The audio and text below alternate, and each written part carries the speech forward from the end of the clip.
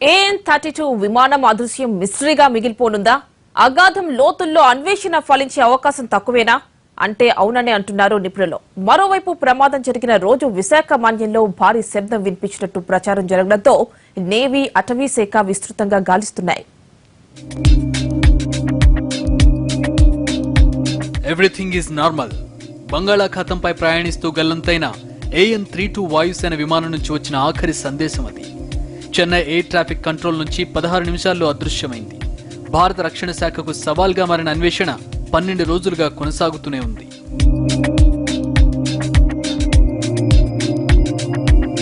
Indian navy, air force, Coast guards విమానాలు, యుద్ధ నౌకలు అవిశ్రాంతంగా గాలిస్తున్నాయి. కానీ ఫలితం మాత్రం కనిపించడం లేదు. అసలు విమానం గల్లంతైనట్టు గుర్తించిన 16వ నిమిషం తర్వాత ఏం జరిగిందనేది ఇప్పుడు వెంటాడుతున్న ప్రశ్న. ఏదైనా విమానం గగనతల విహారం ప్రారంభించినప్పటి నుంచి సురక్షితంగా భూమిపై దిగే వరకు ATCతో పైలట్ నిరంతరం సంభాషిస్తూనే ఉంటారు. వాతావరణ మార్పులు, ఫ్లైట్ కండిషన్ సమాచారం ఎప్పటికప్పుడు చేరవేస్తుంటారు.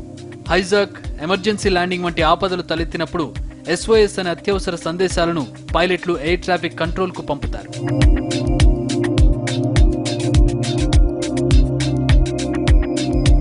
కానీ AN-32 విషయంలో ఇప్పటి వరకు రక్షణ శాఖ విడుదల చేసిన సమాచారం ప్రకారం అలాంటి దాఖలాలు కనిపించడం లేదు. MH372 మాదిరిగా ఇది కూడా మిస్టరీగా మిగిలిపోతుందన్న అనుమానాలు వ్యక్తమవుతున్నాయి. 800 to 900 మీటర్స్ వరకునే సేకరించగలుగుతాము. బియాండ్ దట్ వెళ్తే మాత్రం ఇట్ ఇస్ ఇంపాసిబుల్ అని చెప్పాలి. అలాగే చాలా అన్ట్రేసబుల్ ఎయిర్ క్రాఫ్ట్స్ కూడా చాలా ఇప్పటి వరకు మనకు తెలియలేదు.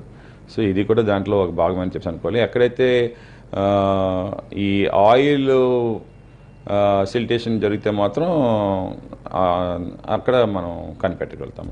29 మంది సిబ్బందితో అదృశ్యమైన విమానం ఆచూకీ కనిపెట్టడం పెద్ద సవాల్గా మారింది. సాగర్ గర్భంలో సుమారు 3800 మీటర్ల లోతులో ఎయిర్ క్రాఫ్ట్ కూరుకుపోయి ఉంటుందనేది మరో అనుమానం. ప్రస్తుతం అగాధం లోతుల్లో జరుగుతున్న అన్వేషణను మరింత విస్తృతం చేశారు. సముద్రంలో కూలిపోయి ఉంటే ఏదైనా జాడ దొరికేది, కానీ ఎక్కడ ఆనవాళ్లు కనిపించడం లేదు. పైలట్ కి ఎయిర్ ట్రాఫిక్ కంట్రోల్ కి ప్రతి సెకండ్ కన్వర్సేషన్ జరుగుతూ ఉంటుంది. అంటే వెదర్ గురించి ఎక్స్చేంజ్ చేసుకుంటుంటారు, తర్వాత ఫ్లైట్ కండిషన్స్ గురించి ఎక్స్చేంజ్ చేస్తారు, అదేవిధంగా ఫ్లైట్ పాత్ గురించి డిస్కస్ చేస్తారు.